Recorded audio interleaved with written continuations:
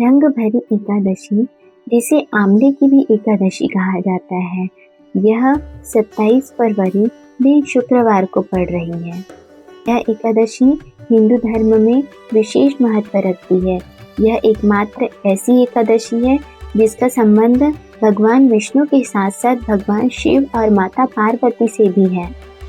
मान्यता है कि महाशिवरात्रि के दिन भगवान शिव और माता पार्वती का विवाह हुआ था। विवाह के बाद माता पार्वती अपने मायके में ही रुकी हुई थी। फाल्गुन शुक्ल पक्ष की एकादशी के दिन भगवान शिव माता पार्वती को विदा कराकर पहली बार अपनी नगरी काशी लेकर आए थे। जब बाबा विश्वनाथ माता गौरा को लेकर काशी पहुंचे तो उनके गणों और भक्तों ने गुलाल और फूलों की वर्षा करके उनका भव्य स्वागत किया। चूँकि यह शिव शक्ति के मिलन और माता पार्वती के गृह प्रवेश का उत्सव था, इसलिए पूरे नगर में अबीर गुलाल उड़ाया गया। इसी कारण इस एकादशी को रंग भरी एकादशी कहा जाने लगा।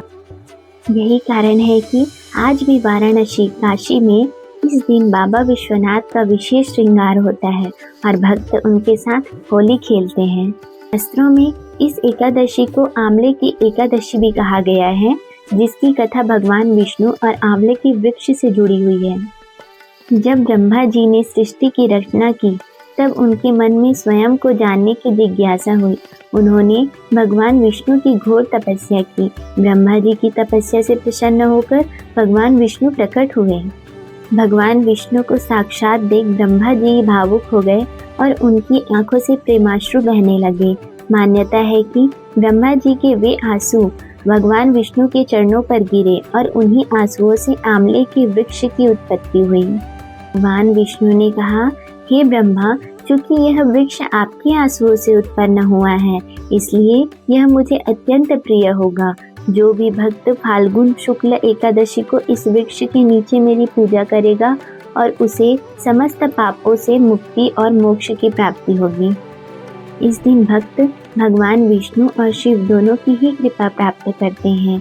इस दिन आंवले के वृक्ष की पूजा की जाती है और भोजन में भी आंवले का प्रयोग शुभ माना जाता है।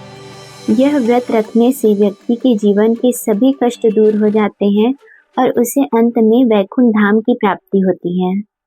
तो इस एकादशी आप भी अपनी भक्ति के रंग बिखेरें। ऐसे ही आध्यात्मिक जानकारियों के लिए मेरे चैनल को सब्सक्राइब करें।